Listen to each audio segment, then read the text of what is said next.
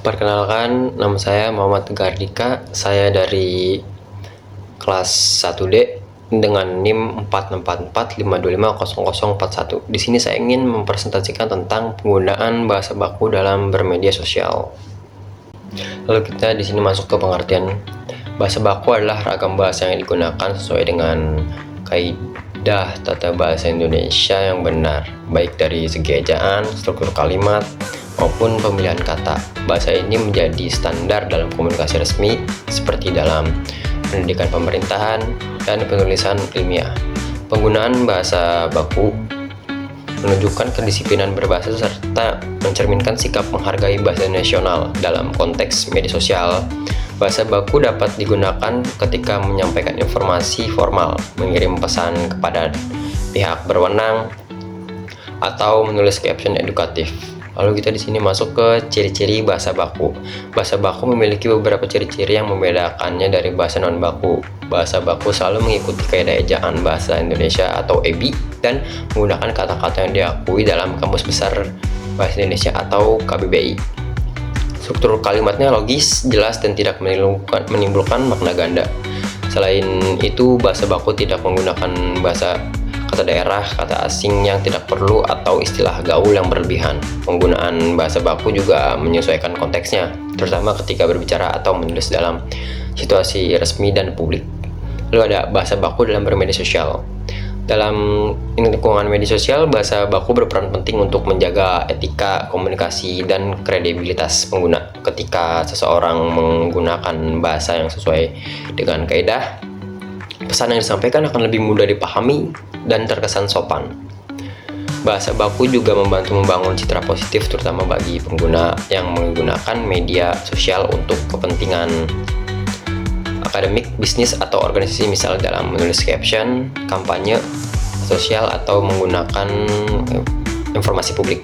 Penggunaan bahasa baku memperlihatkan keseriusan dan tanggung jawab dalam berkomunikasi.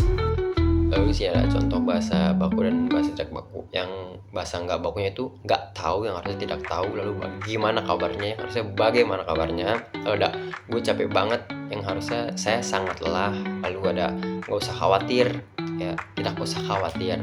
Lalu bikin captionnya kayak gitu aja misal, terus buatlah keterangan seperti itu aja. Nah, itu penggunaan dari contoh-contoh bahasa baku dan bahasa tidak baku. Lalu di sini ada pengaruh bahasa baku. Meski demikian, media sosial seringkali mendorong munculnya bahasa non baku. Penggunaan kata seperti enggak atau gue atau campuran bahasa asing yang seperti mood banget hari ini menjadi hal yang lumrah. Fenomena ini disebabkan oleh keinginan pengguna untuk berkomunikasi secara cepat dan santai. Namun, jika digunakan pada konteks yang tidak tepat seperti komunikasi profesional atau akademik, bahasa non baku dapat menurunkan kesan sopan dan profesionalitas seseorang. Karena itu penting untuk memahami kapan dan di mana bahasa baku sebaiknya digunakan. Lalu di sini ada manfaat bahasa baku: meningkatkan kejelasan pesan sehingga tidak terjadi salah tafsir. Lalu ada menunjukkan sikap sopan, terdidik, dan profesional. Lalu ada menjaga citra positif penggunaan di dunia maya.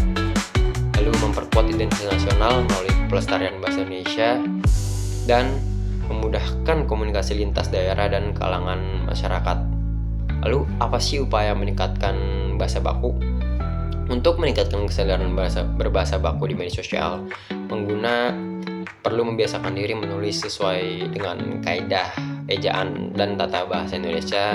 KBBI dan PUEBI dapat dijadikan acuan dalam pemilihan kata yang tepat. Selain itu, pengguna juga perlu menyesuaikan gaya bahasa dengan konteks komunikasi dalam situasi formal seperti mengirim pesan kepada dosen atau membuat konten edukatif.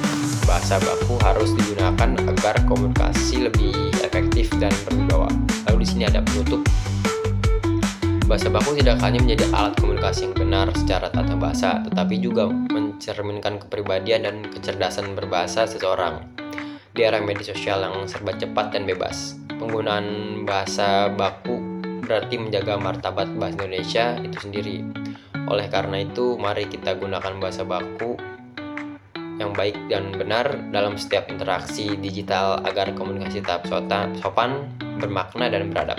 Sekian presentasi saya kali ini. Jika ada kesalahan kata, mohon maaf. Presentasi saya tutup.